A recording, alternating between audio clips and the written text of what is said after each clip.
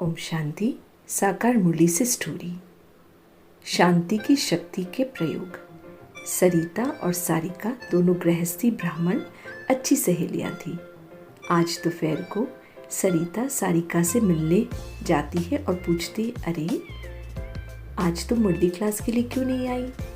सरिता कहती है, माया का थप्पड़ लगा था, कल घर पर कुछ कहा सुनी हो गई, फिर गुस्सा, पश्चाताप, उदासी, इन सब मिक्स्ड इमोशन के कारण सवेरे घर से बाहर निकलने की इच्छा नहीं हुई।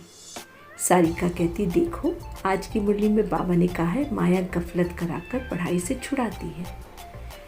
सरिता आंखें बंद करके मन ही मन बाबा से कहती है, सॉरी बाबा, मैं ध्यान रखूंगी और ये गलती दोबारा नहीं होने दूंगी।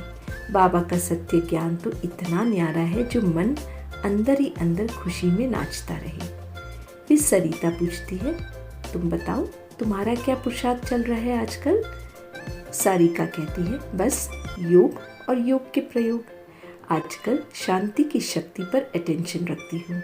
मेरा अनुभव रहा है कि कम से कम मुख की भी यदि शांति रहे तो खिटखिट से बच जाते हैं। साथ ही न्यारे रहने की मदद मिलती है।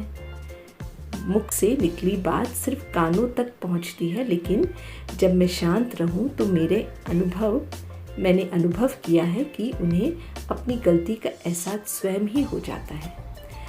मुख के बोल उनके अहंकार से टकराते हैं, जबकि बाबा को याद कर यदि मैं शांति में स्थित हो जाऊं तो कोई टकराव की स्थिति नहीं होती और उस शांति के वाइब्रेशन में वह भी शांत हो जाते हैं।